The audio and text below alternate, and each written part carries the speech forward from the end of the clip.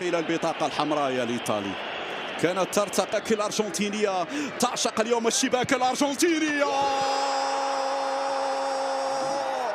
ياسر الزابيري حكاية عشق مع الشباك. الفرحة الأولى في مدرجات ملعب سانتياغو. يأتي الخبر السار بيسرى ساحرة. ما هذا الأداء، ما هذا الجمال، ما هذه اليسرى الساحرة. نعم في الشباك الأرجنتينية على طريقة الكبار، على طريقة النجوم الكبار. إني أرى في الشباك ياسر، إني أرى في الشباك ياسر يا الزابيري. 1-0 للمنتخب المغربي. كرة في وسط الميدان بريسياني، الضغط ممتاز. برافو نعيم، برافو نعيم. الهربة في المساحة. يلا يلا سير سير سير سير سير يا عثمان، سير يا عثمان، امشي يا عثمان. العرضية يا عثمان الزابيري. جول!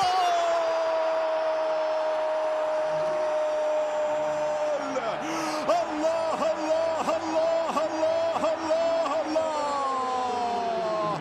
ياسر الزابيري نعم تهتز معك الشباك يا ياسر.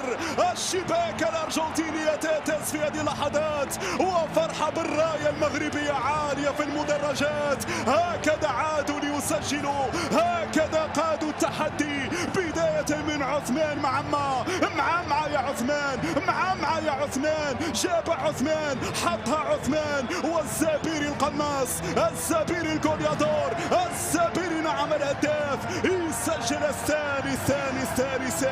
من هنا البداية، ومن هنا أصل الحكاية. هي الهربة. سير يا عثمان، سير يا عثمان، امشي عثمان، مرر عثمان على المقاس. على برافو يا معمر.